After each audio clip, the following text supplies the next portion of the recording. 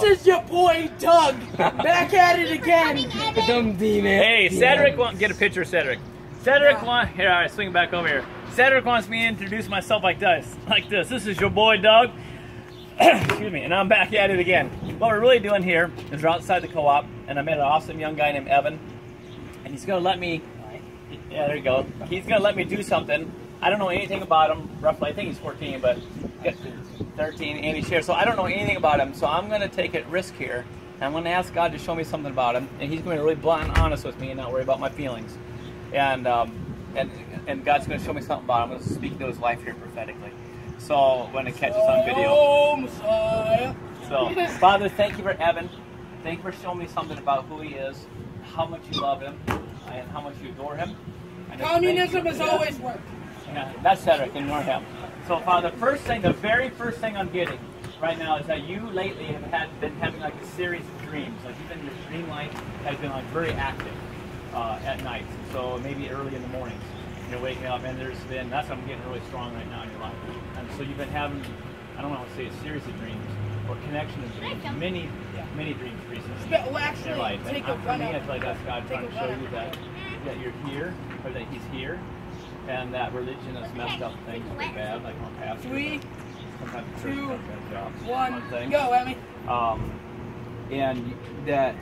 Just go when you feel ready. When there was, excuse me, when there is, that God doesn't mind, God is not mad about the doubts and wrongs that you have. He loves you, He's calling you, He's winning your heart by His goodness. Because He's not like that. Oh! I feel like that, okay, the second thing I feel like when I got that, is that you have been taught in the image of God that is judged really hard and judgmental. And that's turned you off to God. And there's like a distance because who wants to know God like that? That's so hard and judgmental. But it's a wrong picture of God. It's a wrong perspective of God. He wants you to know, like when those Pharisee priests, they got this woman called the woman, and they didn't like bring the man, like they caught her right in the middle of having sex with some guy. That's super embarrassing. And they didn't bring the guy, and they're gonna kill her. They're gonna throw stones at her, and they say Jesus, and they try to trap him. And he says, all right, whoever doesn't have sin, you throw the first stone. Wait, I mean, in order to be able to jump from that to that, and Jesus is a perfect reflection of the Father. He said, I never do anything the Father doesn't want me to do. So when you see Jesus, God's compassion is so good. So that's the second thing I got. The first thing is you've been having a series of dreams, and they've been making you think. They're weird, they're kind of whacked out, and you've been wondering about it. The second thing is I feel like you've been taught a very judgmental God, and because of that you distance yourself. He's like, I'm nuts, and you don't know the Father of love. I'm going to ask God, give me one more thing about Evan. One more thing, Father. I'm going to jump back. You're aware of what? He likes me. Aware of what? So I'm learning how to hear God. I want to say it's sickness. I go with what I get. You're aware of a sickness. He's aware of a sickness, and I don't know if he means physical or whatnot. That may be in your family, however.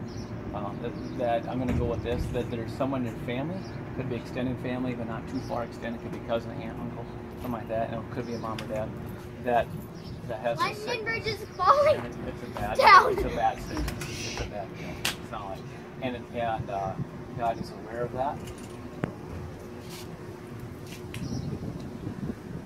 He understands how you feel about it, and He's calling you closer to talk with Him.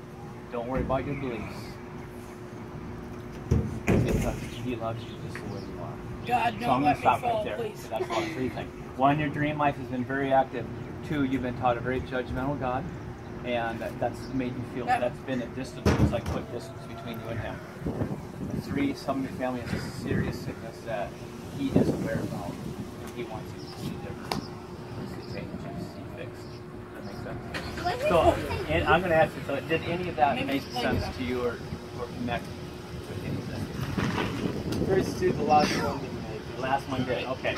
Hold on to that yet, because I'll ask here just for a moment what else. But I have learned not to judge what I'm getting, even though I may not understand it right. So the first two, your dream life has been pretty active lately. Okay, I want to pray over you before that. And then the distance thing. So In the book of Job, God says that God speaks to man in their dreams. Do a backflip Because from that to when we're awake, our consciousness gets in the way, but when we're sleeping, it's out of the way. And in Acts chapter 3, it says, in the last days, God says, I'll pour out my spirit on all flesh, young man and old man. Young man and old man will have dreams and visions. So I just want to thank you for your openness to me. Because I'm just like a stranger and stepping into your space, kind of. But, Well, actually, I'm not. Worst you could do is whack your head Yeah. really hard on the concrete and split your skull open. yeah, Doug Bryce is my son, Evan. And, yeah. Oh, I just go to heaven, right? You know, I just felt the Lord. September 14th. No, I just. You were the other way, huh? Are you really outgoing then? He knows What? that. That's great. Hard to be shy around Cedric. You gotta. I'm Oh, not shying around them. Anybody. No. It's my dad's friends. Because your dad's my rich. Well, sometimes when you're younger, it's kind of hard to relate to those old people. We're almost done. All right, guys, listen, I just want to thank Evan for his openness. 2 of the 3 things he really felt like related with him.